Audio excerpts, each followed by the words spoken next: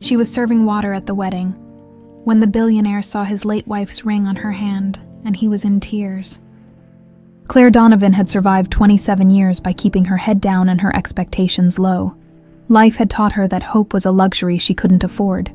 Not when rent was due, not when her stomach growled at 2 a.m., and certainly not when she was working yet another dead-end catering gig just to make it through the week. Saturday night found her in a ballroom that probably cost more to rent than she'd earned in the past year. The Riverside Hotel in Houston was the kind of place where chandeliers dripped crystal and the air itself seemed perfumed with money.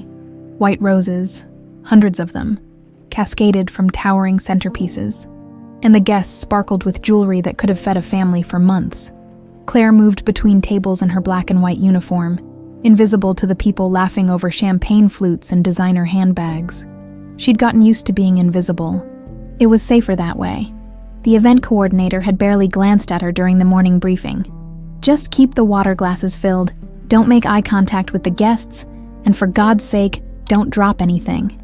Claire had nodded, tucking a strand of dark hair behind her ear. She needed this paycheck. The shelter where she'd been staying had a 3-night maximum, and she was already on night 2.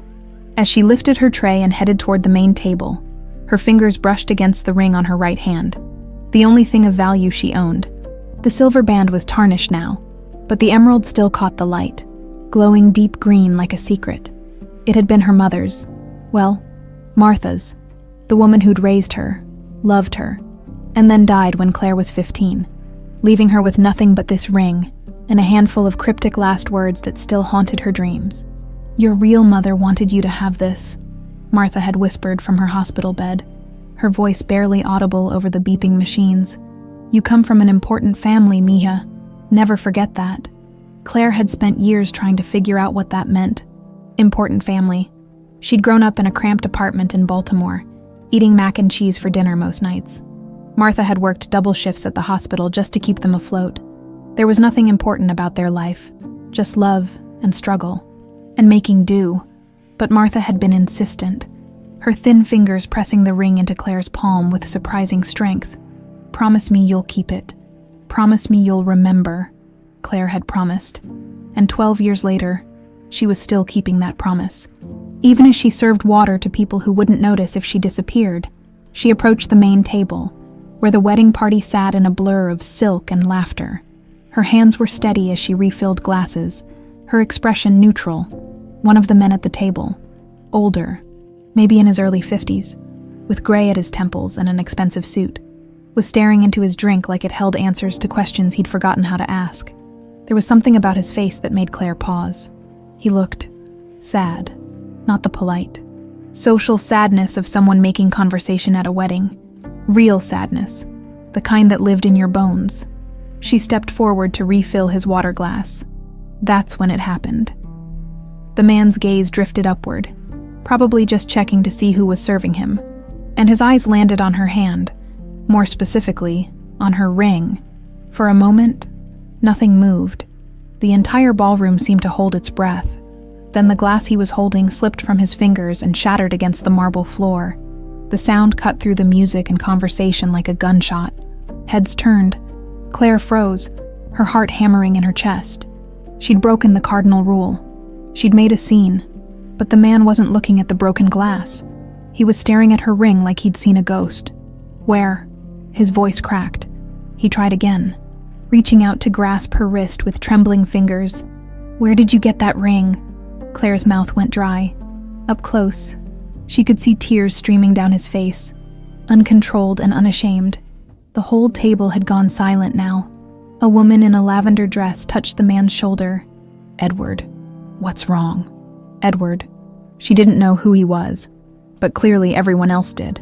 The way people were staring, the way the room had shifted its attention. This was someone important. My mother gave it to me," Claire stammered, trying to pull her hand back gently. "Sir, I'm sorry if Your mother." Edward's grip tightened, not painfully, but desperately. "Who was your mother? Where did she get this ring?" I don't know. She adopted me.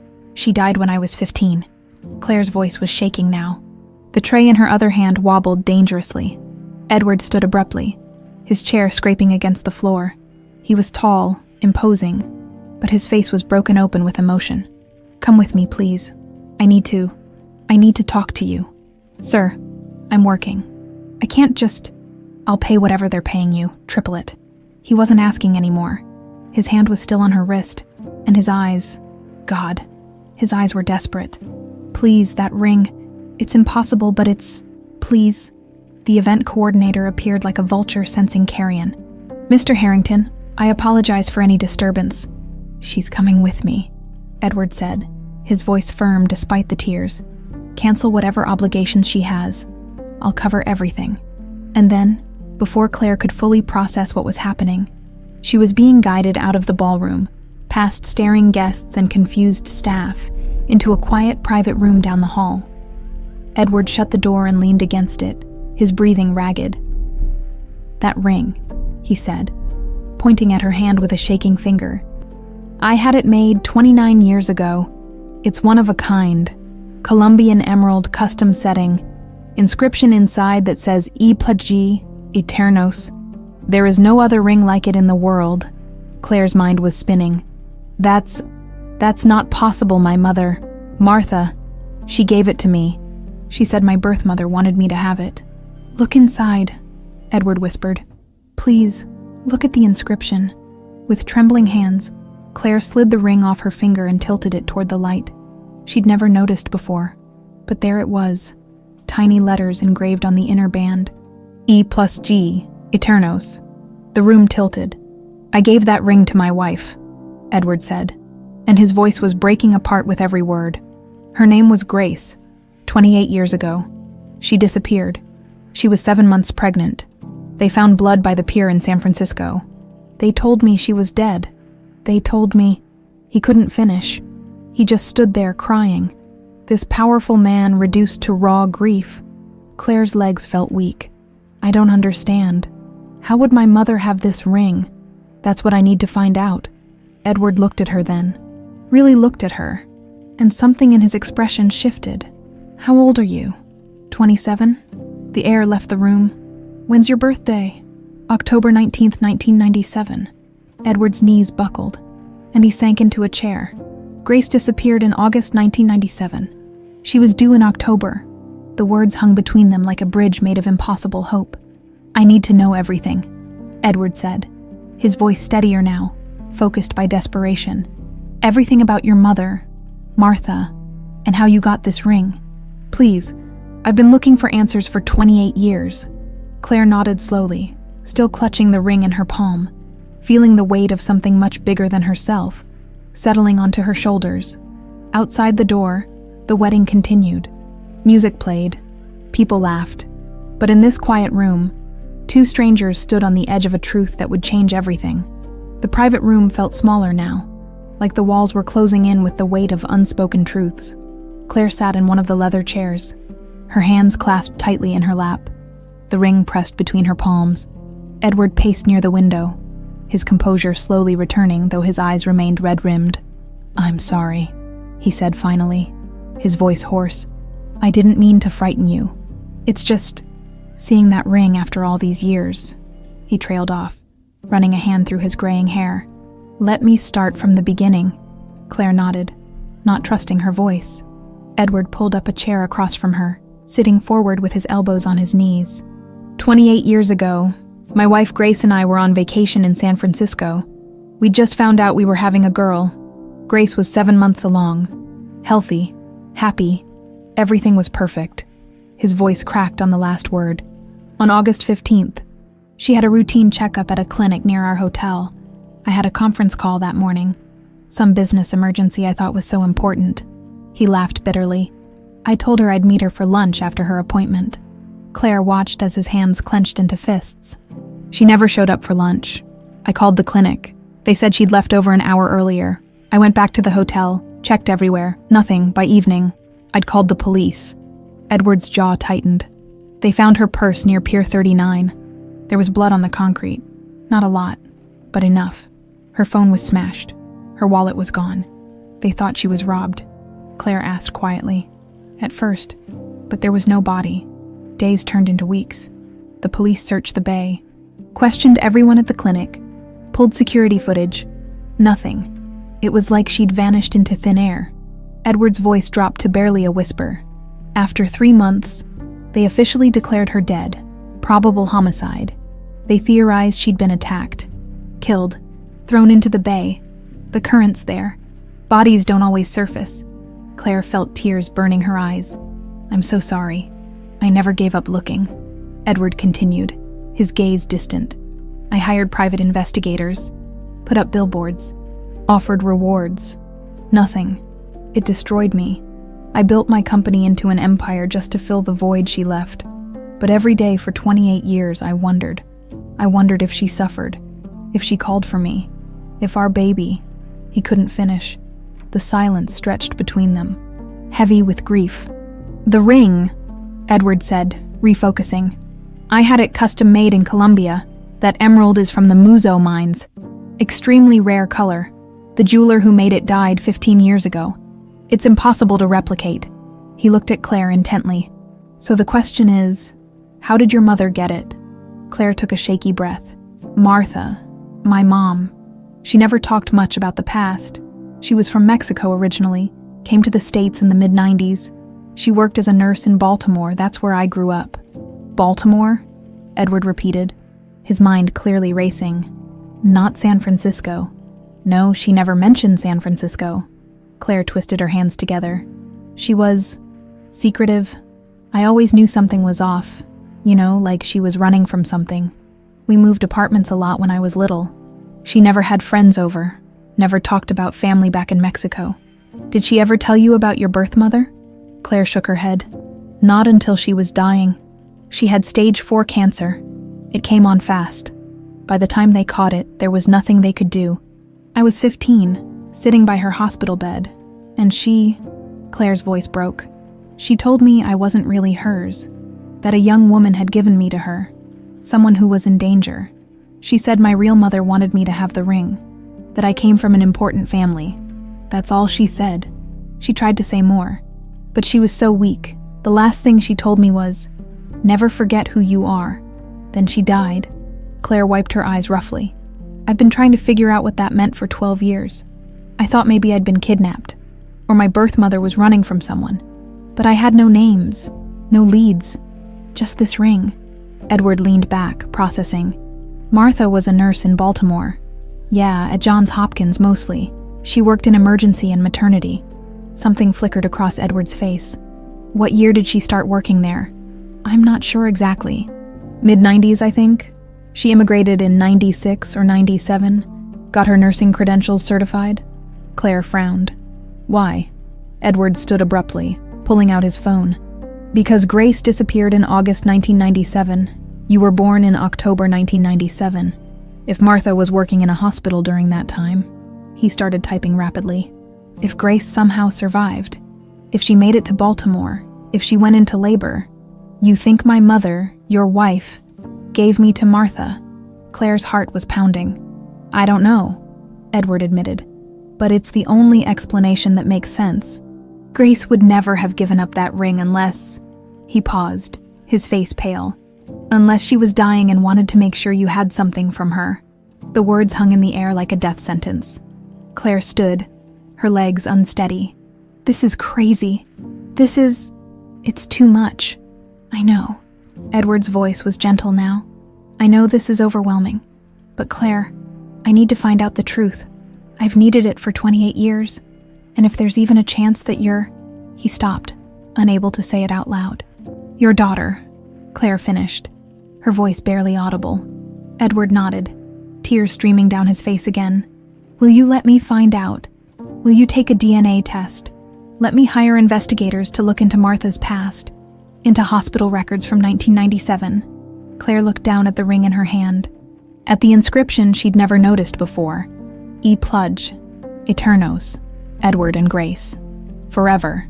A promise that had been broken by violence but might still be kept through her. If I do this, she said slowly, and the test comes back positive, everything changes. My whole life. Everything I thought I knew. I understand if you need time. No. Claire looked up, meeting his eyes. I've been alone for 12 years. I've slept in shelters, worked 3 jobs at once, Wondered every day who I really am.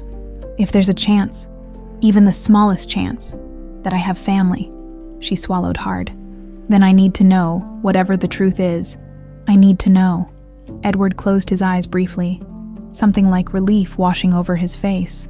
When he opened them again, they were filled with a fragile, terrifying hope. "Thank you," he whispered. "But Mr. Harrington."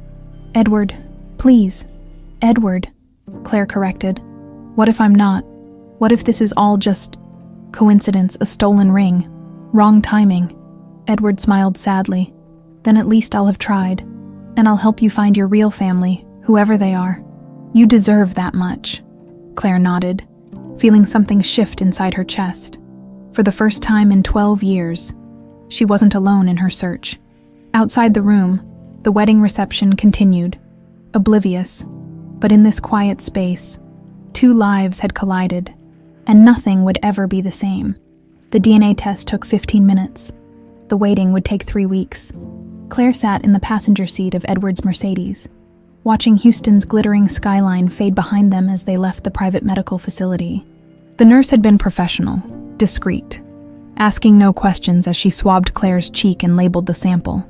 Edward had made a call before they even left the hotel, and within an hour, they'd been ushered into one of the city's most exclusive labs. Money opened doors. Claire was learning that quickly. "Are you hungry?" Edward asked, breaking the silence. His voice was carefully neutral, like he was afraid of pushing too hard.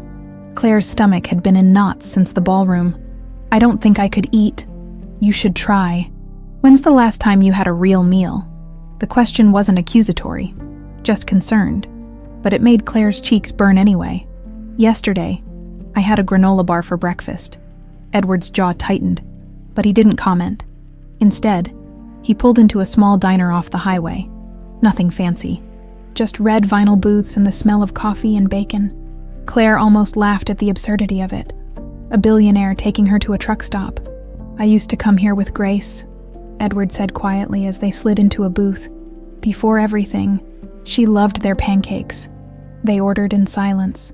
When the food came, Claire picked at her eggs while Edward stared at his untouched coffee. Finally, he spoke. "I've already made some calls. The best private investigators in the country. They're starting with Martha's background, immigration records, employment history, any paper trail from the 90s. "Okay," Claire said, her voice small. "I also want you to know that regardless of what the test shows, I'm going to help you. If you need a place to stay, a job, anything. I can't take your money," Claire interrupted. "People are already going to think I'm some kind of con artist." Edward frowned. "What people?" "Everyone." Claire set down her fork. "Do you know what it looked like back there? You, crying over my ring, dragging me out of the ballroom by tomorrow? Everyone at that wedding will be talking about the gold-digging waitress who scammed Edward Harrington. I don't care what they think." "Well, I do." Claire's voice was sharper than she intended. "I've spent my whole life being invisible, being nobody. I can't just step into your world and pretend like I belong there." Edward was quiet for a moment. "You're right. I'm sorry. I wasn't thinking about how this looks from your side." Claire softened slightly. "I appreciate what you're trying to do. Really, but until we know for sure." "Until we know for sure," Edward agreed. "But Claire, you're still sleeping in a shelter tonight, aren't you?" She didn't answer. "Let me at least get you a hotel room. Nothing extravagant. Just somewhere safe and clean where you can think." Claire wanted to refuse. Pride demanded it. But God, she was tired. Tired of wondering where she'd sleep. Tired of carrying everything she owned in a backpack. Tired of being afraid. "Okay," she whispered. "Just until the results come back." The hotel Edward booked was modest by his standards. A Holiday Inn near the medical district. But to Claire, it felt like a palace. A real bed with clean sheets, a bathroom that locked, a mini fridge and a TV that actually worked. She stood in the shower for 20 minutes, letting hot water wash away weeks of grime and exhaustion. When she finally emerged, wrapped in a towel, she caught sight of herself in the mirror and barely recognized the woman staring back. Her dark hair hung wet and tangled past her shoulders. Her green eyes, Grace's eyes, if Edward was right, looked too big in her thin face. "You come from an important family," Martha's voice echoed in her memory. Claire picked up her phone, the cheap prepaid one that barely held a charge, and scrolled through her contacts. There were maybe a dozen numbers. Former coworkers at restaurants that had closed. A shelter coordinator. No friends. No family. She set the phone down and picked up the ring instead, studying it in the lamplight. E+E. Eternos. Forever. What kind of love left that kind of mark? What kind of loss? A knock on the door startled her. She threw on the hotel robe and peered through the peephole. A delivery guy stood there with bags from a nearby restaurant. "I didn't order anything," she called through the door. "Delivery for Claire Donovan, already paid for." She opened the door cautiously and took the bags. Inside was enough food for 3 people. Pasta, salad, breadsticks, even dessert. A note was tucked inside. "You need to eat?" "Despite everything." Claire smiled. By the end of the first week, the story had leaked. Claire saw the headlines while checking email at the hotel's business center. Billionaire Edward Harrington's secret daughter. DNA test could reveal heir to pharmaceutical fortune. From homeless to heiress. The articles were brutal. Half of them painted her as a calculating opportunist who'd somehow gotten her hands on Grace Harrington's ring and was now running a long con. The other half portrayed her as a pathetic charity case. A sad girl desperate to belong to something bigger than her miserable life. Both versions made her sick. Her phone, Edward had insisted on upgrading it, buzzed constantly with calls from numbers she didn't recognize. Reporters, bloggers, people claiming to be long-lost relatives. She stopped answering. Edward called that evening. "Don't read the news." Too late. "I'm sorry. I don't know how it got out. One of the lab techs, maybe. Or someone at the hotel." He sounded furious. "I'm handling it. How do you handle this?" Claire asked, staring at her laptop screen where a particularly vicious tabloid had posted an old photo of her from a fast food job, looking exhausted and defeated. "They're calling me a scammer. They're saying I stole the ring. People are cruel when they're scared of change," Edward said quietly. "The idea that I might have an heir, that my fortune might go to someone who wasn't raised in their world, it threatens them. Maybe this was a mistake. Claire, I should just disappear. Go back to how things were. You can keep looking for answers without me." "No," Edward's voice was firm. "We started this together. Whatever happens, whatever people say, we see it through, do you understand?" Claire closed her eyes. "I don't know if I'm strong enough for this." "You've survived 27 years with nothing," Edward said gently. "You're stronger than you know." The investigator's preliminary report came in week 2. Edward insisted on meeting in person to go over it. They sat in the hotel room, Claire's temporary home, with documents spread across the small desk. Martha Donovan immigrated to the United States in March 1997. The lead investigator, a sharp-eyed woman named Patricia, explained. She had a visitor's visa initially, then applied for asylum, claimed she was fleeing domestic violence in Mexico. "Was she?" Claire asked. Patricia hesitated. "We can't confirm. The documentation is sparse, almost suspiciously so." "What does that mean?" "It means she might have used false information to get into the country," Edward said carefully, "which isn't unusual for someone desperate to escape a dangerous situation, but it makes tracing her history difficult. We did confirm her employment at Johns Hopkins," Patricia continued. "She started in the maternity ward in April 1997, worked there until 2010. When she moved to a smaller practice," Claire's heart raced. "April 1997. That's 5 months before I was born." "Yes." Patricia pulled out another document. Hospital records from that era were partially destroyed in a fire in 2005, but we were able to recover some staffing schedules. Martha was on duty the night of October 19th, 1997.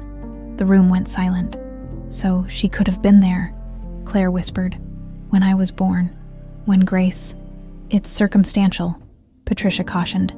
"But yes, it's possible." Edward leaned back in his chair, his face unreadable. "What about the baby registry? Birth certificates?" "That's where it gets complicated. Claire's birth certificate lists Martha as the mother, no father listed. It was filed 3 days after her birth date." 3 days, Edward repeated. "Long enough to make a decision," Patricia said quietly. Claire felt dizzy. So Martha found me, found a baby, and just decided to keep her, to forge documents and run. Or, Edward said slowly, someone gave you to her, someone who was dying and desperate to protect you. The words hung in the air like a prayer. The call came on a Tuesday morning, 3 weeks and 2 days after the test. Claire was in the hotel room, halfway through a cup of coffee that had gone cold, when her phone buzzed. Edward's name flashed across the screen. Her hand trembled so badly she almost dropped it. "Hello? The results are in." Edward's voice was tight, controlled. "Can I come over?" "Yes, now please." He arrived 20 minutes later, a manila envelope clutched in his hand. His face was pale, unreadable. Claire stood by the window, unable to sit, her heart hammering against her ribs. "Do you want me to open it?" Edward asked quietly. Claire nodded, not trusting her voice. He pulled out the document with careful hands. His eyes scanned the page once, twice. Then his knees buckled, and he sank onto the edge of the bed, the paper falling from his fingers. "Edward," Claire's voice cracked. He looked up at her, tears streaming down his face. 99.9% probability of paternity. The room tilted. Claire grabbed the desk to steady herself. "That means, you're my daughter." Edward's voice broke on the words. "Claire, you're my daughter." For a moment, neither of them moved. Then Edward stood, crossing the space between them in 2 strides, and wrapped his arms around her. Claire collapsed into him, and they both started sobbing. Deep, wrenching cries that came from 27 years of loss and loneliness, and desperate, impossible hope. "I'm sorry," Edward choked out between sobs. "God, I'm so sorry. I should have found you. I should have protected you. You were out there alone, and I didn't know. You couldn't have known," Claire whispered into his shoulder. "You thought we were both dead. Your mother died protecting you, and you grew up in shelters while I lived in a mansion. That's not right. That's not..." "Stop." Claire pulled back, holding his face in her hands. "Martha loved me. She gave me everything she had. I survived. I'm here. We found each other." Edward nodded, unable to speak, and pulled her close again. They stayed like that for a long time, 2 broken pieces finally fitting together. The next few days passed in a blur. Edward insisted Claire move into his house, a sprawling estate in River Oaks that made her hotel room look like a closet. She walked through marble hallways and past rooms she didn't know the purpose of, feeling like an imposter in someone else's life. "This is too much," she told Edward, as he showed her to a bedroom suite bigger than any apartment she'd ever lived in. "I can't. I don't belong here." "You belong here more than anyone," Edward said firmly. "This is your home. It always should have been." That night, Claire stood on the balcony of her new room, looking out over the manicured gardens and pool that glowed blue in the darkness. Somewhere in the house, Edward was making phone calls, to lawyers, to family, to people who needed to know that everything had changed. She pulled out her phone and stared at Martha's contact information. Still saved after all these years. The number didn't work anymore, but she couldn't bring herself to delete it. "I found him, Mama," she whispered into the night. "I found my father. Were you protecting me from something? Did she ask you to hide me?" The wind rustled through the trees, but no answers came. Meeting Edward's family was terrifying. They gathered at the estate 2 days later. Edward's parents, his brother and sister, nieces and nephews Claire had never known existed. She stood in the formal living room feeling like she was on trial, their eyes assessing every detail of her second-hand dress and nervous posture. Edward's mother, Patricia, a silver-haired woman in her 70s, approached first. She studied Claire's face for a long moment, and then her eyes filled with tears. "You have Grace's eyes," she whispered. "Oh my God, you have her eyes." And just like that, the dam broke.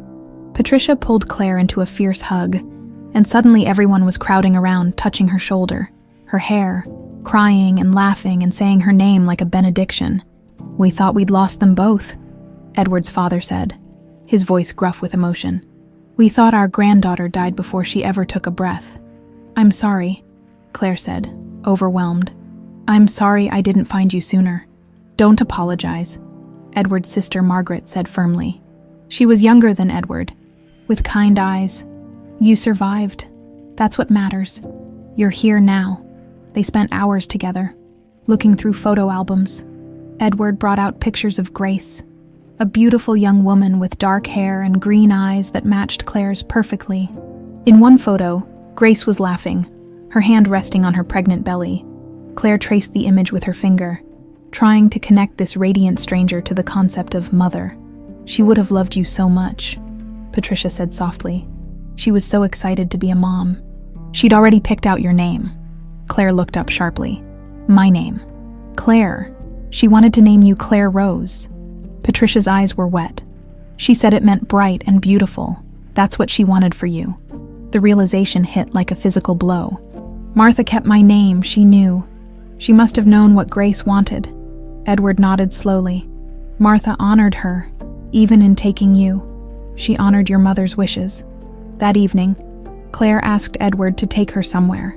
They drove in silence to a cemetery on the outskirts of Houston. Arriving just as the sun was setting, Edward led her to a simple marble headstone in a quiet corner. "I had this made years ago," he explained. "Even without her body, I needed somewhere to talk to her."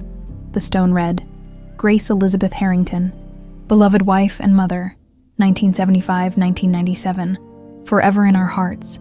Claire knelt in the grass, placing her hand on the cool marble. "Hi, Mom," she whispered. "I'm sorry it took so long to find you. I'm sorry I didn't know about you until now." Edward sat beside her, his own hand joining hers on the stone. "I want to thank you," Claire continued, tears streaming down her face, "for giving me life, for making sure I had your ring, so I could find Dad, for everything you went through to protect me." She closed her eyes. "I wish I could have known you. I wish I could have heard your voice, felt you hold me. But Martha loved me for both of you. She made sure I knew I was special, that I mattered. I hope that makes you happy." "She would be so proud of you," Edward said quietly. "So proud of the woman you became despite everything." They sat together until darkness fell, two souls mourning a woman who had been stolen from them, celebrating the impossible miracle that had brought them together. Back at the estate, Edward showed Claire one more thing, a nursery that had never been used. The walls were painted soft yellow, with a border of white daisies. A crib stood in the corner, still pristine after nearly 3 decades. "I couldn't bring myself to get rid of it," Edward admitted. "I kept the door locked for years, but I always hoped." Claire walked slowly around the room, trailing her fingers over the furniture, a rocking chair, a dresser full of tiny clothes that had never been worn, a mobile of stars and moons that swayed gently in the air conditioning. "This was supposed to be mine," she said softly. "It can still be yours," Edward said. "If you want, we can change it, update it, make it into something that fits who you are now." Claire shook her head, smiling through tears. "No, leave it. It's perfect. It's a reminder of what we lost, but also what we found." Edward crossed the room and took her hand. "I know this is overwhelming. I know your whole world has been turned upside down, but I want you to know, you don't have to change who you are to fit into this family. You're perfect exactly as you are."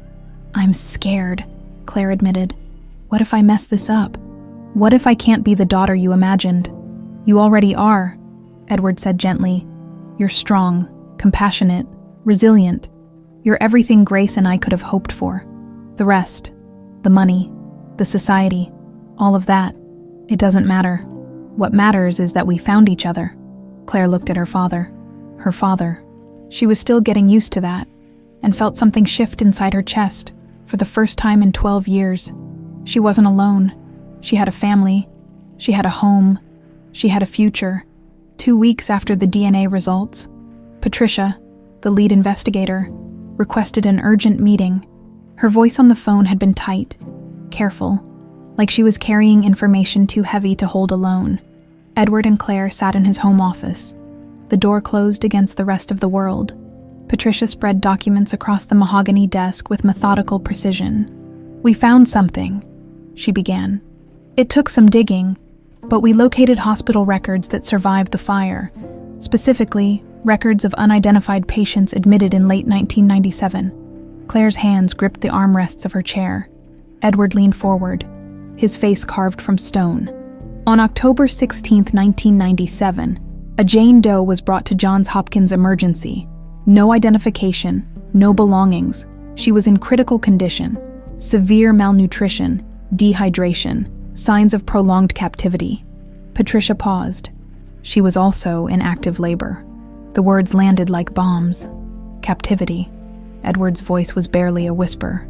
The attending physician noted bruising consistent with restraints, minor lacerations, psychological trauma. The patient was semi-conscious. Delirious, she spoke very little, and what she did say was incoherent. Patricia pulled out a yellowed medical file. The baby was delivered via emergency C-section on October 19th. A healthy girl, 6 pounds, 2 ounces. Claire's birthday. Her birth weight.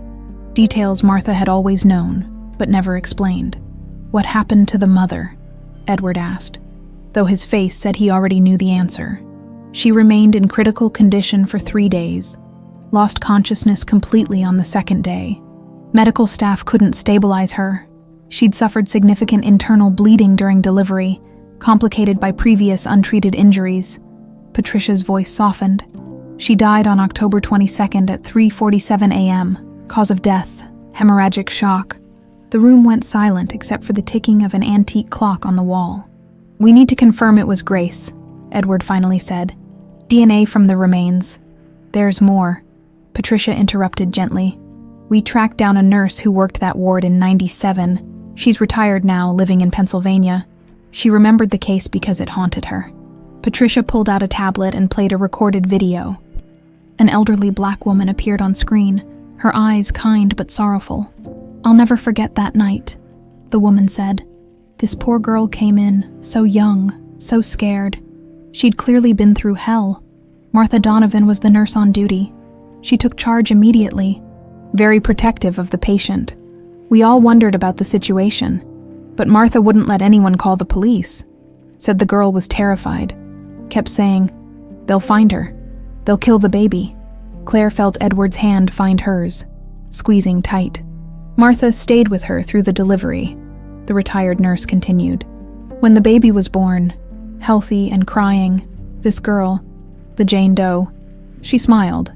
I saw it, just for a second. Relief on her face. Then she passed out again."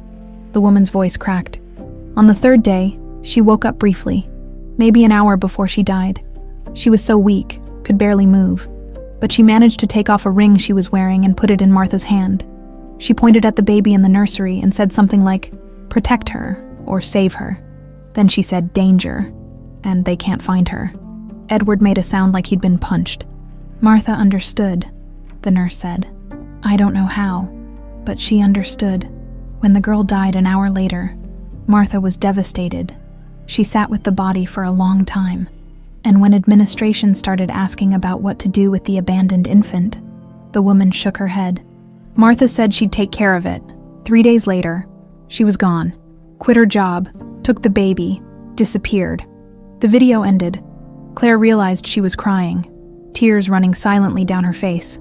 Edward sat frozen, his jaw clenched so tight she could see the muscles jumping.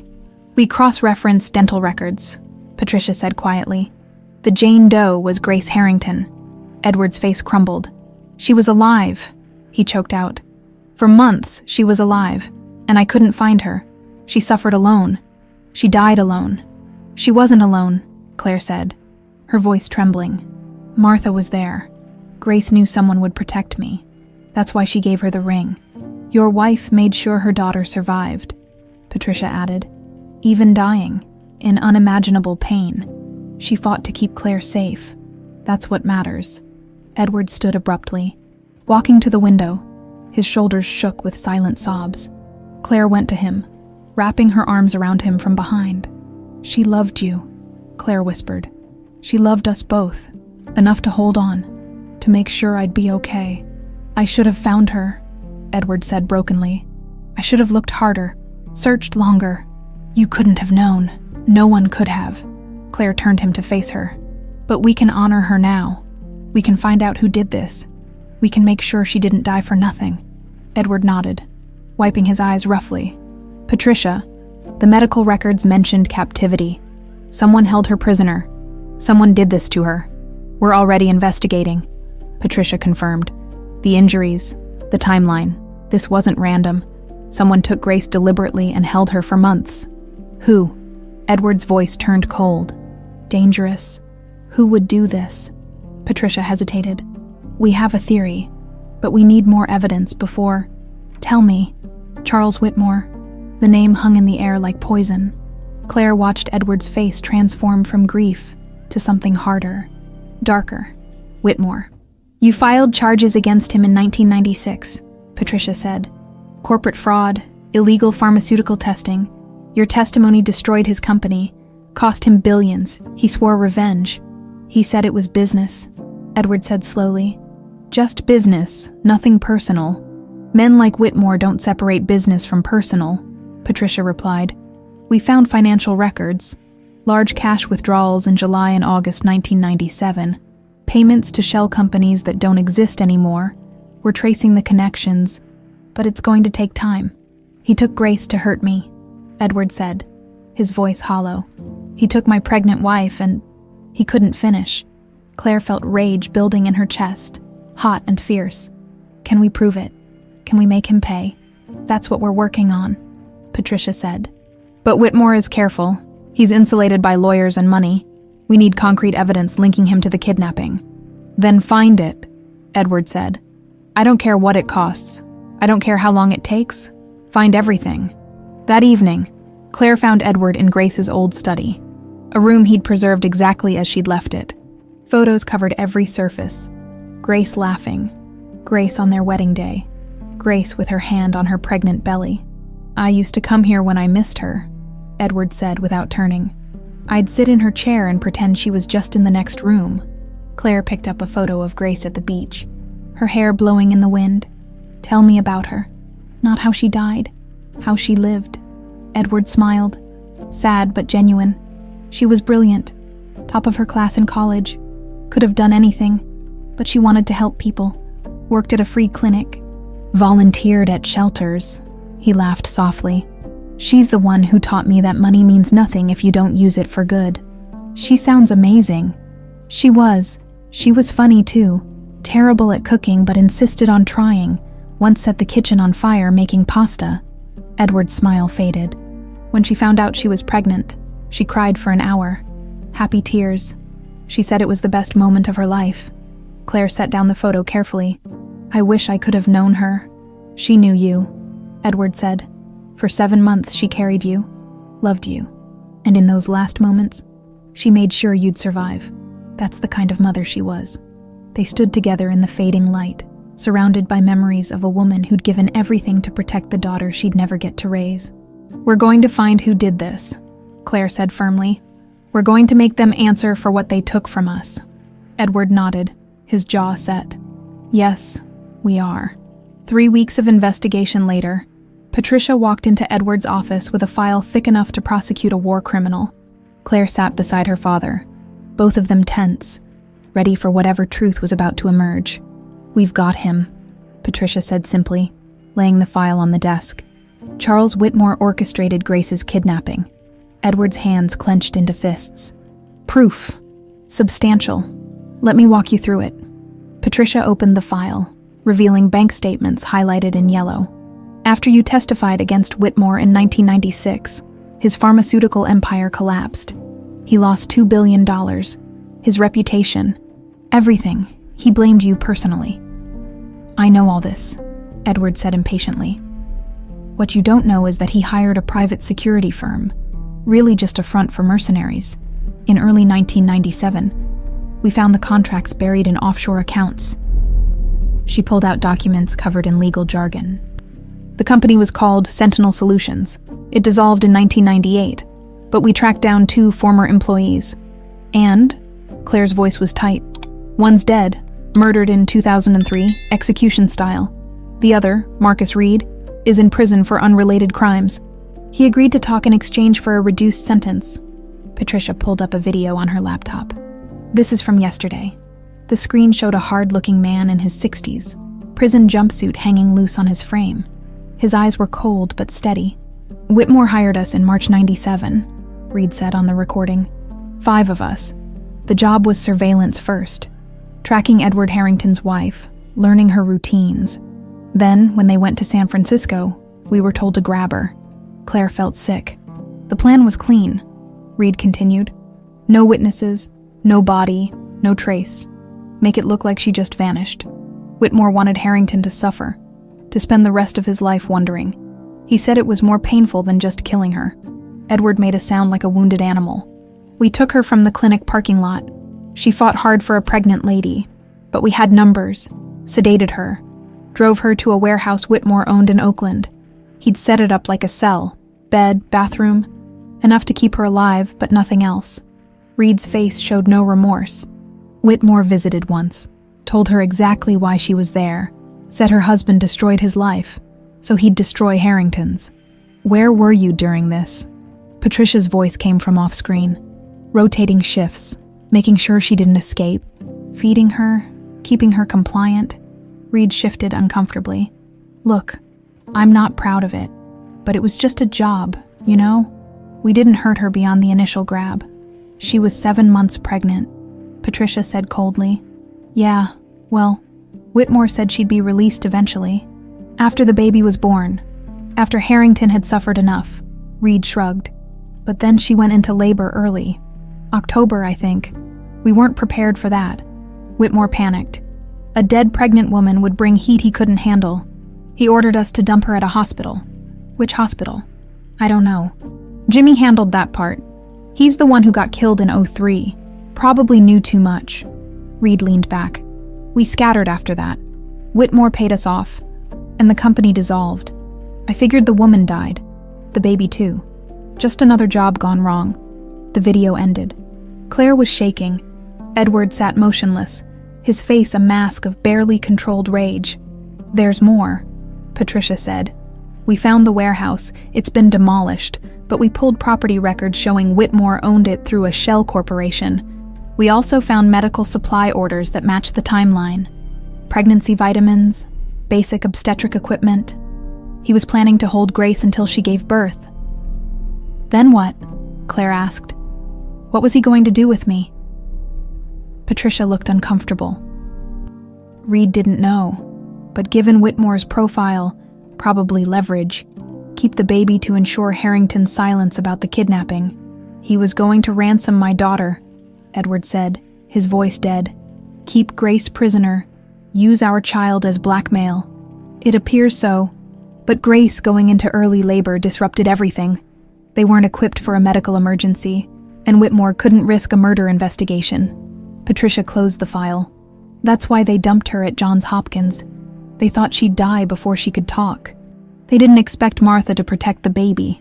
Edward stood abruptly, walking to the window. His reflection showed a man barely holding himself together. Where is Whitmore now?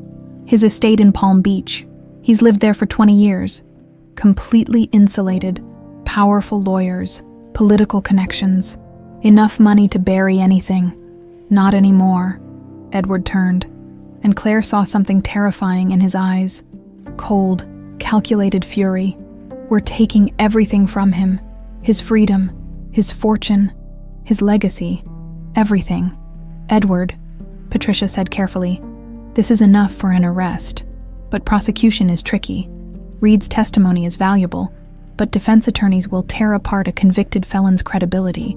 We need more, then get more. I want forensic accountants on every transaction he's made since 1997. I want investigators talking to everyone who ever worked for him. I want his entire life examined under a microscope until we find something that sticks. That could take months, cost millions. I don't care. Edward's voice was ice. He took my wife. He tortured her for months while she was pregnant. He would have stolen my daughter. He doesn't get to live free while Grace is in the ground. Claire stood, touching Edward's arm. We need to be smart about this. If we go after him too aggressively, he'll bury evidence. We need him to feel safe. Edward looked at her sharply. What are you suggesting? Let him think he won. Let him think we don't know. Meanwhile, we build a case so airtight that no lawyer can save him. Claire's jaw set. Then we destroy him publicly. Make sure the whole world knows what kind of monster he is. Patricia nodded slowly. She's right. If we move now, he'll see it coming. But if we're patient, I've been patient for 28 years, Edward said bitterly. Then a few more months won't matter. Claire said firmly. What matters is justice. Real justice. Not just revenge. Edward studied his daughter's face. So much like Grace's, but with a strength born from surviving alone. Finally, he nodded. Okay, we do this right. But Patricia, I want daily updates, and I want to know the second we have enough to arrest him. Understood. That night, Claire couldn't sleep. She stood in the kitchen at 2 a.m., making tea, when Edward appeared in the doorway. Can't sleep either, he asked. I keep thinking about her, Claire admitted. Alone in that warehouse, terrified, not knowing if she'd ever see you again, feeling me move inside her and wondering if I'd survive. Edward poured himself coffee, his hands shaking slightly. I've been thinking about what I'd do if I could go back, all the ways I failed her. You didn't fail her. I did. I was so focused on my testimony against Whitmore, on being right, on justice, that I didn't see the danger. I should have protected her better. Claire set down her mug. If you'd known, you would have. But you can't blame yourself for someone else's evil. Can't I? Edward's voice broke. She died because of choices I made. You grew up in poverty because I wasn't there. No. Claire's voice was sharp. She died because Charles Whitmore is a monster. I grew up in poverty because he stole my family. Stopped taking responsibility for his crimes. Edward looked at her, tears streaming down his face. How are you so strong, after everything you've been through? Because I had Martha. Because she taught me that love matters more than money. That survival is an act of defiance. That holding on to hope is the bravest thing you can do. Claire crossed to him, taking his hands. And now I have you. We're going to get through this together. We're going to make him pay. Edward pulled her into a hug, holding tight. I'm so grateful I found you. You're exactly who Grace hoped you'd be. They stood together in the dark kitchen, two survivors planning their revenge, drawing strength from the woman who'd loved them both enough to die, protecting what mattered most. The war room took shape in Edward's home office over the following weeks. Maps, documents, and photographs covered every wall. Patricia's team worked around the clock, building a case that would be impossible to ignore. Claire threw herself into the investigation with fierce determination. She spent hours reviewing financial records, learning to trace shell companies and offshore accounts. Edward watched her with a mixture of pride and concern.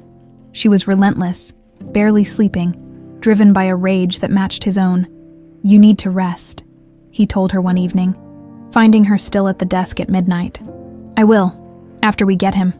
Claire didn't look up from the spreadsheet on her laptop. Look at this. 3 payments to Sentinel Solutions in July 1997, totaling $500,000, all routed through a Cayman Islands account. Patricia's team already documented that. I know, but I needed to see it myself. I needed to understand exactly how much my mother's suffering was worth to him. Claire's voice was bitter. $500,000. That's what he paid to destroy our family. Edward pulled up a chair beside her. This obsession isn't healthy. Grace wouldn't want... Don't. Claire finally looked at him, her eyes blazing. Don't tell me what she'd want. She's dead because of him. I have every right to be obsessed. They sat in tense silence for a moment, before Edward spoke again, gentler this time. You're right. I'm sorry, but I don't want to lose you to this hatred. It'll consume you if you let it. Claire's shoulders sagged. I keep thinking about how scared she must have been. Alone. Pregnant. Not knowing if anyone was looking for her. And he just watched. He orchestrated all of it and felt nothing. Which is why we're going to make sure he faces justice. But Claire, you have to trust the process. Trust Patricia's team. You don't have to carry this alone. She nodded slowly, exhaustion finally showing on her face. Okay, I'll try to step back, but I want to be there when we confront him. I want him to see what survived despite his best efforts. You will be, Edward promised. When the time comes, you'll face him together. The breakthrough came from an unexpected source. Patricia called an emergency meeting, her voice crackling with barely contained excitement. When she arrived at the estate, she had a thin, elderly man with her, nervous, with trembling hands and the haunted look of someone carrying secrets too long. This is Dr. Leonard Moss, Patricia announced. He was Charles Whitmore's personal physician from 1995 to 2002. Edward and Claire exchanged glances. Why would we need his doctor? Claire asked. Dr. Moss spoke up, his voice reedy but steady. Because I know things. Things I should have reported years ago but was too afraid to. He pulled out a folder with shaking hands. I have medical records that prove Whitmore's involvement. What kind of records? Edward leaned forward. In August 1997, Whitmore came to me with unusual requests. He wanted prenatal vitamins, iron supplements, medications for managing pregnancy complications. When I asked why, he said it was for a charitable project, helping expectant mothers in need. Dr. Moss's face crumpled with shame. I believed him, or I wanted to believe him. It was easier than asking questions. That's not enough to prove anything, Claire said carefully. I know, but there's more. In October, he called me in a panic, asked about premature labor, what to do if someone was bleeding, how long they could survive without proper medical care. Dr. Moss looked directly at Claire. He specifically asked about survival rates for both mother and child if delivery happened outside a hospital. The air left the room. When I heard later about his business rival's wife disappearing while pregnant, about the timeline, I knew what he'd done. Dr. Moss wiped his eyes. I told myself there was no proof, that I could be wrong. But I've carried that guilt for 28 years when I saw the news about you, Miss Donovan. About the DNA test and investigation. I knew I had to come forward. Patricia pulled out additional documents. Dr. Moss kept detailed records of all his interactions with Whitmore, dates, prescriptions, conversations. It corroborates everything Reed told us and fills in gaps. Most importantly, it shows premeditation. Whitmore was planning to hold a pregnant woman long-term. Edward stood, pacing. Will you testify, officially? Yes, Dr. Moss said firmly. I should have done it decades ago. I won't stay silent anymore. Defense will attack your credibility, Patricia warned. They'll say you're coming forward now for money or attention. Let them. I have documentation, prescriptions written in my hand, appointment logs. They can verify everything. Dr. Moss looked at Edward. I'm dying. Pancreatic cancer, stage 4. I don't have long, but I want to do one right thing before I go. Claire felt tears stinging her eyes. Thank you. You have no idea what this means. I have some idea, Dr. Moss said quietly. I hope it helps bring your mother justice. With Dr. Moss's testimony secured, the case accelerated. The district attorney's office, initially skeptical, agreed to move forward. They spent weeks preparing, depositions, evidence verification, coordination with federal prosecutors since the crime crossed state lines. But there was a problem. Whitmore's lawyers got wind of something, Patricia reported during a strategy session. They're being aggressive, filing motions to suppress evidence, claiming we obtained records illegally. Did we? Claire asked sharply. No, but they're creating noise, trying to bury us in paperwork. Classic delay tactic. Patricia looked frustrated. We need something that makes this case too big to bury. Edward thought for a moment. What if we go public? Not everything, but enough to create pressure. That's risky, Patricia cautioned. Could prejudice a jury, or it could force his hand, Claire interjected. If people know what he did, if there's public outcry, his lawyers can't hide behind technicalities.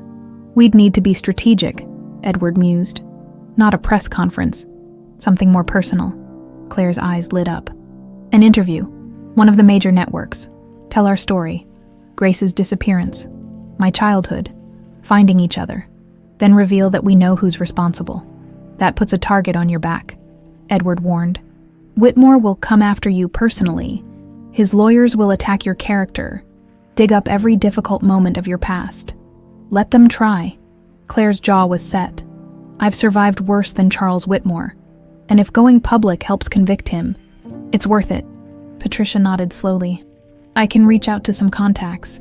60 Minutes has been asking for an interview since the DNA results leaked. They'd jump at this story. Do it, Edward decided. But we control the narrative. No sensationalism. No exploitation. Just the truth. The interview was scheduled for the following week. In the meantime, tragedy struck from an unexpected angle. Edward's lawyer, Thomas Brennan, trusted for 15 years, was found dead in his home office. Initial reports called it suicide. But Patricia's investigation uncovered something darker. Brennan was on Whitmore's payroll, she revealed, her face grim. Has been for 18 months. He's been feeding Whitmore information about our investigation, warning him about witnesses. Leaking strategy. That son of a bitch, Edward breathed. I trusted him with everything. It gets worse. The day before he died, Brennan tried to withdraw $1 million cash. Bank flagged it as suspicious. We think Whitmore was cutting loose ends. You think Whitmore had him killed? Claire asked. Can't prove it yet. But Brennan left a note. Just one line. I'm sorry for what I've done. Could be guilt over betrayal. Could be fear of what Whitmore would do if he talked. Edward sank into his chair. How many others are there? How many people has he bought? We're vetting everyone now, Patricia assured him. No more leaks. But this proves how dangerous Whitmore is. He'll do anything to protect himself. Claire took Edward's hand. Then we stop playing defense. We go on offense. The interview happens. We tell the world what he is. Edward looked at his daughter. Brave. Fierce. Unbending. So much like Grace. Okay. We do this together. Together, Claire agreed. The next morning, they recorded the interview that would change everything. Claire spoke about Martha, about the ring, about growing up alone. Edward talked about losing Grace, about 28 years of grief. And together, they revealed the name, Charles Whitmore. When the episode aired 3 days later, it exploded across social media. Justice for Grace trended worldwide. Whitmore's business partners started distancing themselves. Political allies went silent. The walls were closing in, and in Palm Beach, Charles Whitmore watched the interview with growing rage, finally understanding that his past was about to destroy his future. The Houston federal courthouse buzzed with energy on the first day of trial. News vans lined the street, reporters jockeying for position behind barriers. Inside, the gallery was packed. Journalists, victims' rights advocates, and people who'd followed the story since the 60 Minutes interview aired. Claire sat in the front row behind the prosecution table. Edward beside her. Both were dressed conservatively. Claire in a navy suit that Edward had helped her pick out. Edward in charcoal gray. They held hands, presenting a united front. Charles Whitmore entered through a side door, flanked by his legal team. At 73, he still carried himself with arrogant confidence. Silver-haired, impeccably dressed in a custom suit, he looked more like a distinguished businessman than a man on trial for kidnapping and murder. His eyes swept the courtroom dismissively until they landed on Claire. For just a moment, his composure cracked. He stared at her face, Grace's face, and something flickered across his expression. Fear, regret. It vanished quickly, replaced by cold calculation. All rise, the bailiff announced.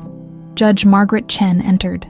A no-nonsense woman in her 60s known for running a tight courtroom, she surveyed the crowd with sharp eyes before taking her seat. Be seated. We're here for United States v. Charles Whitmore. Is the prosecution ready? Assistant U.S.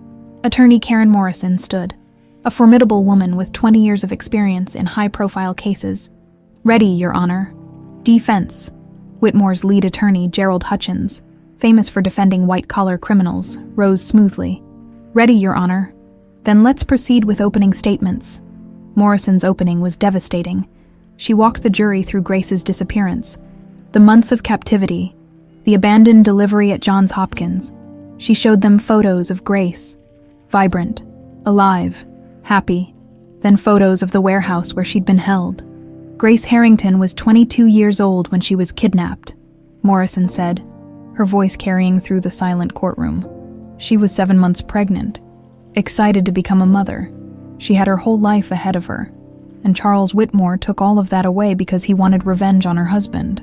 She turned to face the jury directly. This wasn't a crime of passion. It wasn't a mistake. It was calculated, planned, executed with precision. Mr. Whitmore hired mercenaries, rented a warehouse, purchased medical supplies. He held Grace Harrington prisoner for 2.5 months.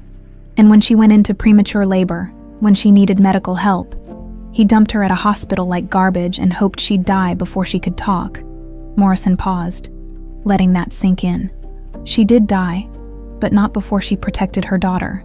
Not before she made sure that one day the truth would come out. And today that truth is here.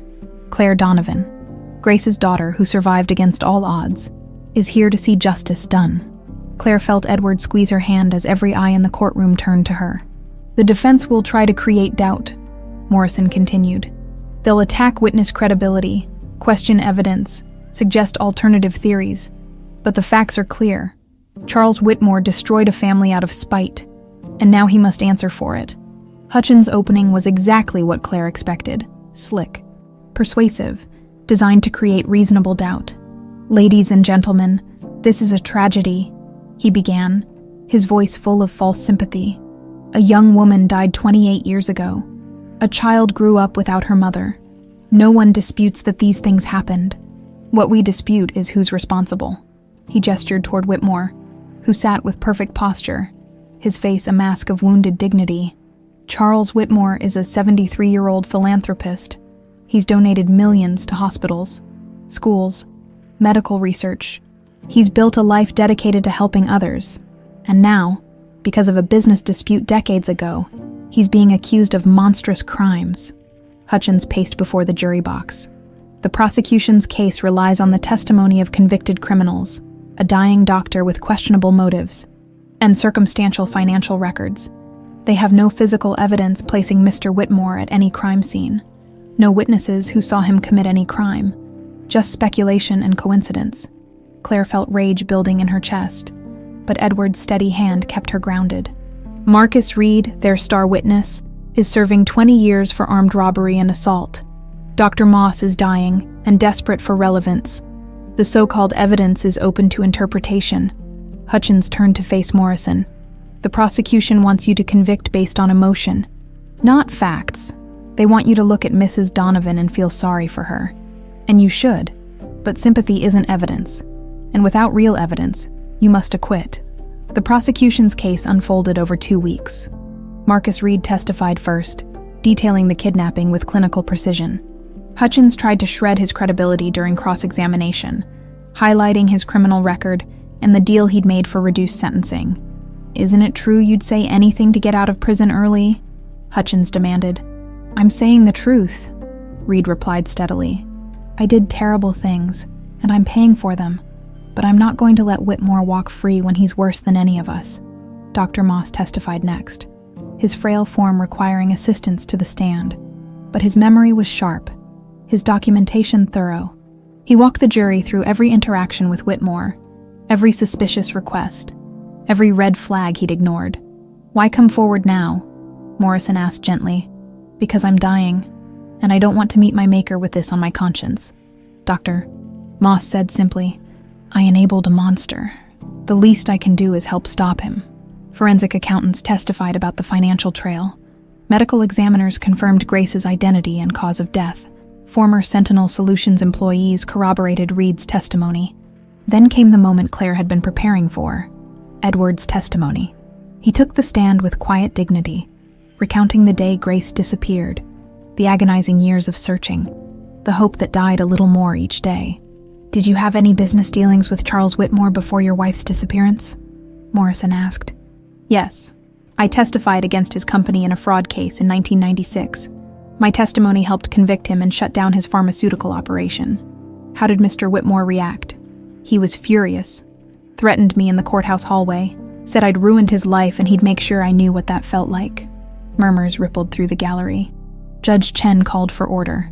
"What did you understand that to mean?" "At the time, I thought it was just angry words. After Grace disappeared," Edward's voice broke slightly, "I realized it was a promise." Claire was called to testify on the second to last day.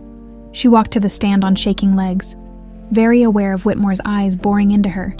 Morrison kept her questions straightforward. Claire described growing up with Martha, the ring, the words spoken on a deathbed.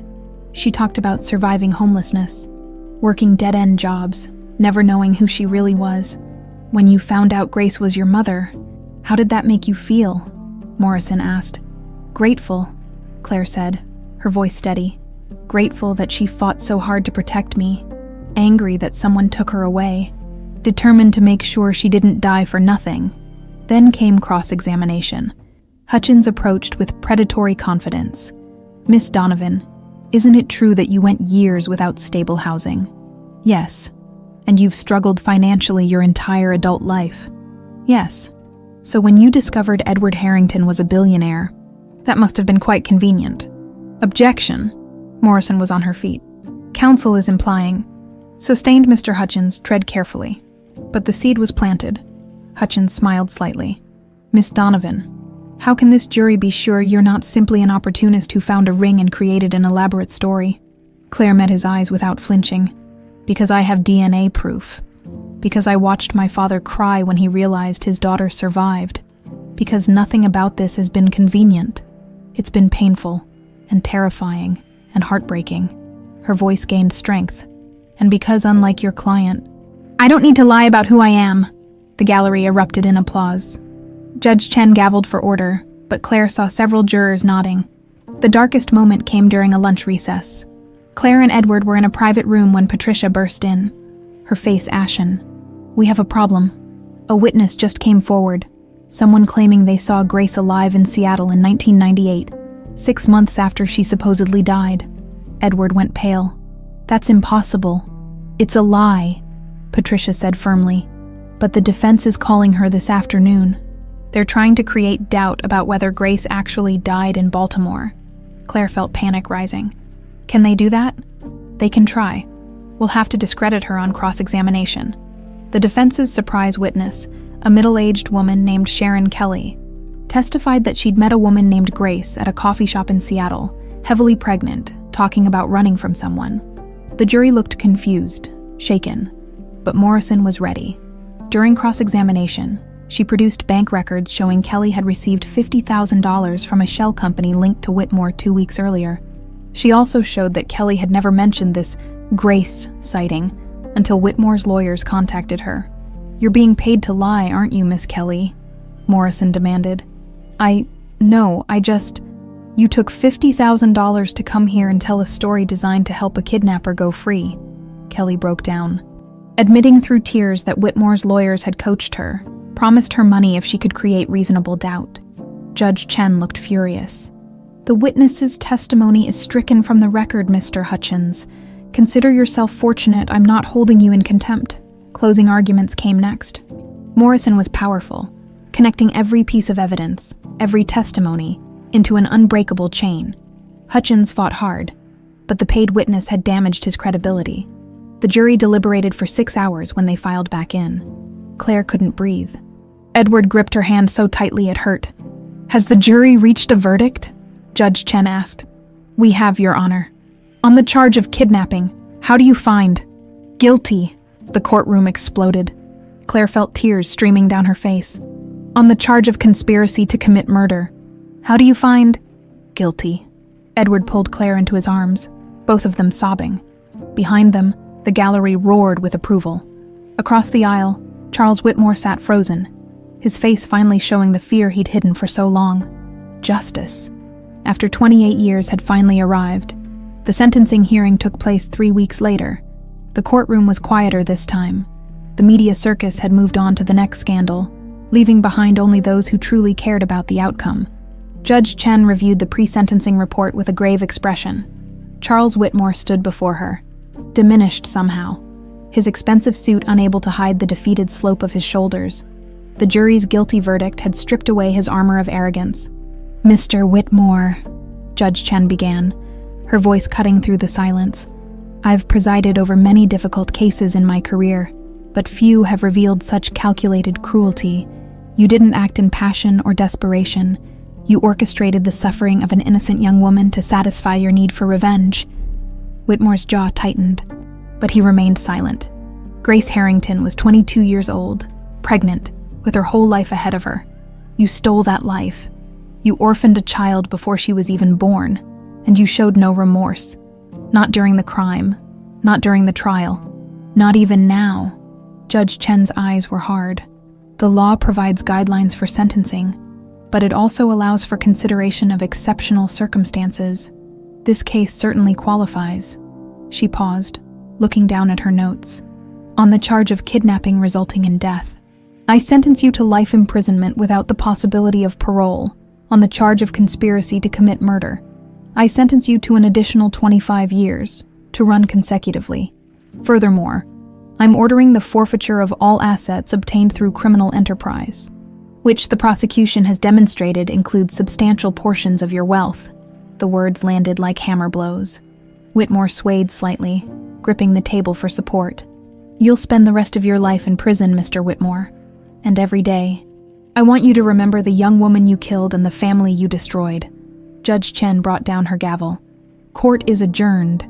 As marshals led Whitmore away in handcuffs, he turned one last time to look at Claire and Edward. His expression was empty. No defiance. No anger. Just the hollow realization that he'd lost everything. Claire watched him go and felt nothing. No satisfaction. No triumph. Just exhaustion and a quiet sense of closure. "It's over," Edward whispered beside her. "It's finally over." Outside the courthouse, they were met by a small crowd of supporters, other victims of Whitmore's various crimes who'd finally found their own justice in his conviction. Patricia stood among them, looking professionally satisfied. "The asset forfeiture alone will fund victims' compensation for decades," she told them. "His real estate, investments, offshore accounts, all of it. The foundation you discussed setting up can actually happen now." Edward nodded. "The Grace Harrington Foundation, for missing persons, victims' families, anyone who's been waiting for answers as long as I did." "Grace would love that," Claire said softly. They drove back to the estate in comfortable silence. The past months had aged them both. Edward's gray hair had more white in it now, and Claire had lost the haunted look of survival mode, replaced by something steadier, more grounded. "What happens now?" Claire asked as they pulled into the driveway. Edward smiled. "Now we live, really live, the way Grace would have wanted." The next few months brought changes that felt both enormous and inevitable. Claire enrolled in college, starting pre-med at 27, determined to honor both the mother who gave her life and the mother who saved it. "You're sure about this?" Edward asked, as he helped her move into the dorm she'd insisted on living in, despite his offers of a luxury apartment. "I need to do this my way," Claire explained. "I spent my whole life on the outside looking in. I want the real college experience, even if I'm older than most freshmen." "You're going to be amazing," Edward said, hugging her tight. "Grace would be so proud." Claire adjusted to student life with determination. She worked harder than anyone, driven by the knowledge of how close she'd come to never having this chance. Her roommate, a bubbly 19-year-old named Jessica, initially treated her with suspicion. Everyone knew who Claire Donovan was, but eventually they became genuine friends. "You're actually pretty normal," Jessica commented one night while they studied. "I expected you to be, damaged or something." Claire laughed. "I am damaged. I'm just good at hiding it." "Nah, you're healing. There's a difference." Edward threw himself into the foundation work. The Grace Harrington Foundation officially launched 6 months after the trial, focused on helping families of missing persons, funding cold case investigations, and providing support for survivors of violent crime. Claire joined the board, speaking at the opening gala about her journey from homeless to found. The audience, Houston's elite mixed with advocates and survivors, gave her a standing ovation. "My mother Grace never got to see me grow up," Claire said, her voice steady. "But she made sure I'd have the chance to grow. Martha, my adoptive mother, gave me love when I had nothing else, and my father gave me a family when I thought I'd lost everything." She looked at Edward in the front row. "This foundation is for everyone still searching, still hoping, still fighting for answers, because every person matters. Every family deserves closure, and no one should face that darkness alone." A year after the trial, they made a pilgrimage that had been a long time coming. Grace's remains had been exhumed from the pauper's grave in Baltimore and brought home to Houston. The new mausoleum was elegant, but not ostentatious. White marble engraved with her name, dates, and a single line, "Beloved wife and mother, her love endures." The dedication ceremony was small, just family and close friends. Edward's parents, both in their 80s now, stood with their arms around each other. Margaret, Edward's sister, held her husband's hand. Claire's extended family, aunts, uncles, cousins she was still getting to know, filled the rows of chairs. Edward spoke first, his voice thick with emotion. "Grace, we brought you home. I'm sorry it took so long. I'm sorry for everything you suffered, but I want you to know, our daughter survived. She's brilliant and brave and everything we could have hoped for. You did that. Your last act saved her life." Claire stepped forward, placing a bouquet of white roses on the marble. "Hi, Mom. I wish I could have known you. Everyone says I have your eyes, your smile, your strength. I hope that's true. I hope I'm making you proud." She touched the cool stone gently. "Thank you for fighting for me. Thank you for making sure I'd find my way home. I promise I'll live the life you didn't get to have. I'll love hard, work hard, and never take a single day for granted." Edward joined her, and they stood together in silence, two survivors honoring the woman who'd connected them across time and tragedy. That evening, back at the estate, the family gathered for dinner. It was loud and chaotic in the best way. Cousins arguing over board games, Edward's mother telling embarrassing stories about his childhood, Margaret's teenagers sneaking extra dessert. Claire sat at the long table, watching the scene with wonder. A year ago, she'd been alone in a shelter, wondering where her next meal would come from. Now she was surrounded by family, by love, by belonging. Edward caught her eye from across the table and raised his glass. "To Grace," he said simply. "To Grace," everyone echoed, glasses clinking. "And to Martha," Claire added, "for protecting what mattered most." "To Martha," the family repeated later, after everyone had left and the house was quiet. Edward found Claire on the back patio, staring up at the stars. "You okay?" he asked, settling into the chair beside her. "Yeah, just thinking about how different everything is now." She turned to him. "Do you think she can see us, Grace? I mean, do you think she knows we're okay?" Edward was quiet for a moment. "I don't know, but I'd like to think so. I'd like to think she's at peace, knowing you're safe and loved." "I am," Claire said softly. "For the first time in my life, I really am." They sat together in comfortable silence, father and daughter, bound by loss but sustained by love. The past couldn't be changed, but the future stretched before them, bright with possibility. Somewhere in the night, Claire could almost feel it, a presence, warm and gentle, like a mother's hand on her shoulder. Whether it was Grace or Martha or just the wind, she chose to believe it was both of them, watching over her, proud of the woman she was becoming. "Thank you," she whispered to the darkness, "for everything." The stars glittered overhead, eternal and unchanging, and for the first time in years, Claire felt completely, perfectly at peace. 3 years later, the morning sun filtered through the windows of the Martha and Grace Medical Clinic, casting warm light across the waiting room. Claire stood at the entrance, wearing her white coat with Dr. Claire Donovan, MD, embroidered on the pocket. Watching as the final preparations came together, the clinic occupied a renovated building in Houston's 5th Ward, a neighborhood where Claire had once waited in line at soup kitchens, invisible and desperate. Now she was bringing healthcare back to the community that had sheltered her when she had nothing. "Nervous?"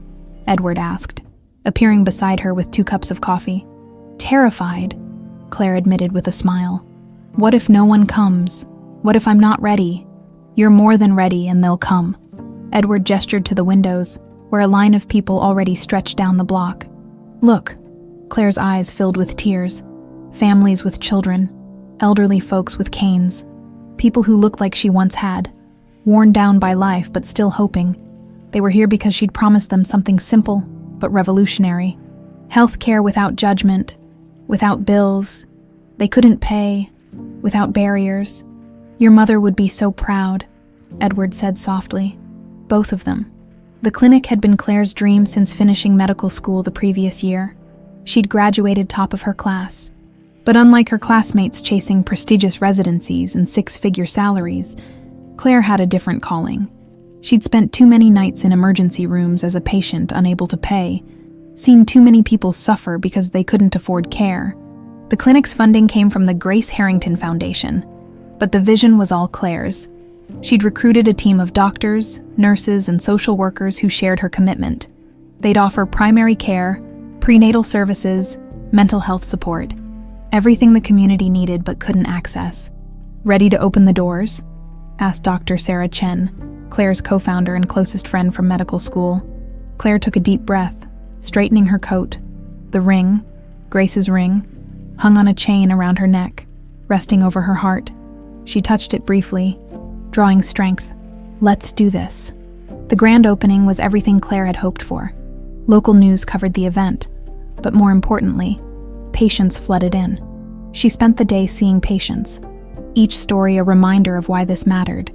An elderly man with diabetes who'd been rationing insulin, a young mother needing prenatal care but afraid of the bills, a teenager with depression who'd never had anyone to talk to. Claire treated them all with the same care she wished someone had given her years ago. During a brief break, she found Edward in her office. Looking at the framed photos on her desk, one showed Grace, pregnant and radiant.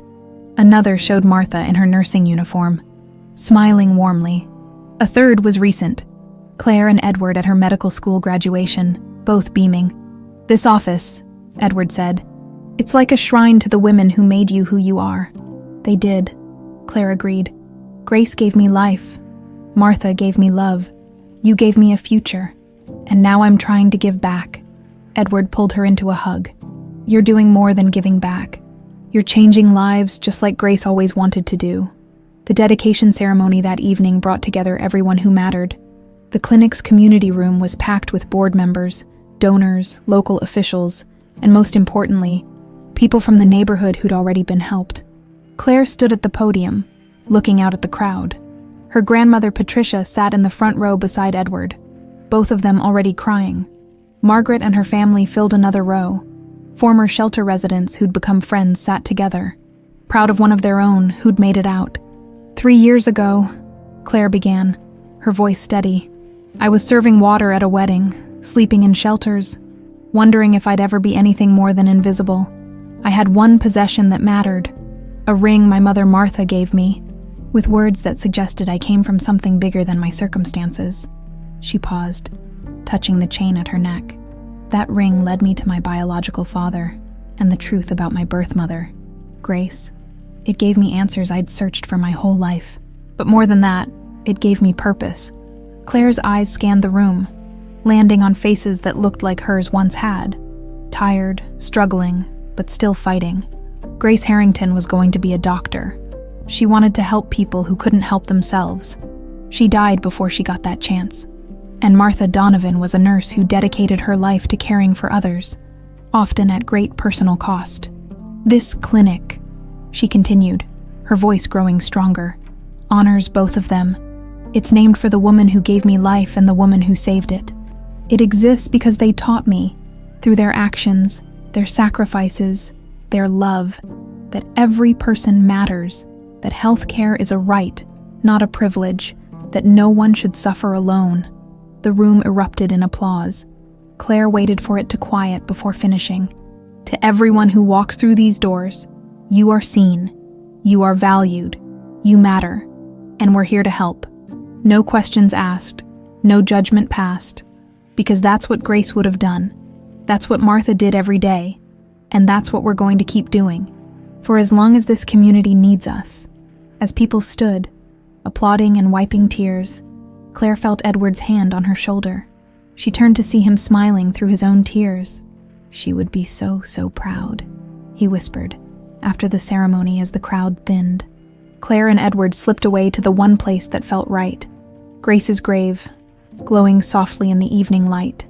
They stood together in silence for a moment before Claire spoke. Hi, Mom. We did it.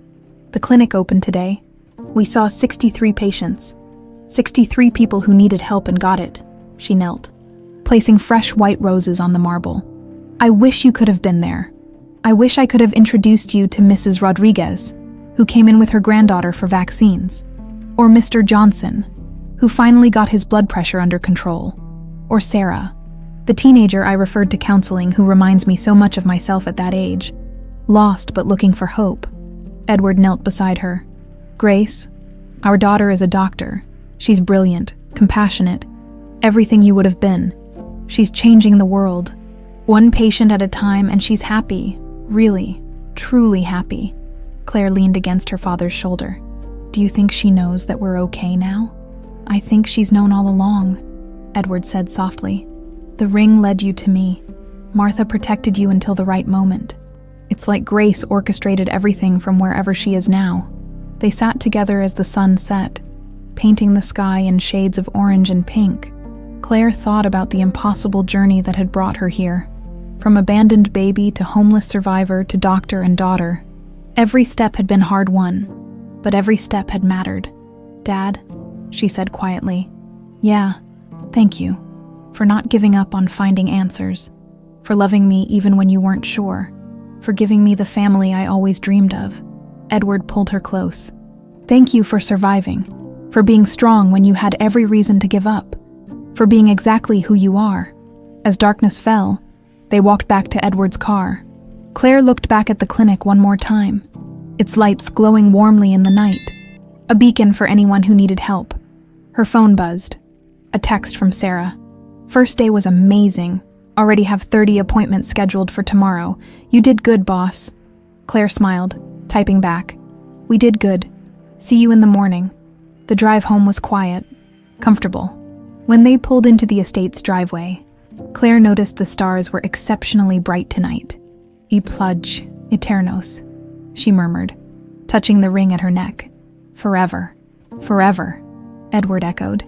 They walked into the house together, father and daughter, carrying the legacy of a love that had survived death, distance, and decades. Grace was gone, but her love endured, in the daughter she'd protected, in the family she'd reunited, in the lives that would be saved by the clinic bearing her name, and somewhere in the stars above Houston. Claire liked to imagine Grace and Martha watching together, proud of the woman their sacrifices had allowed her to become. She'd been lost, but now she was found. She'd been broken, but now she was whole. She was home. And she was exactly where she was meant to be.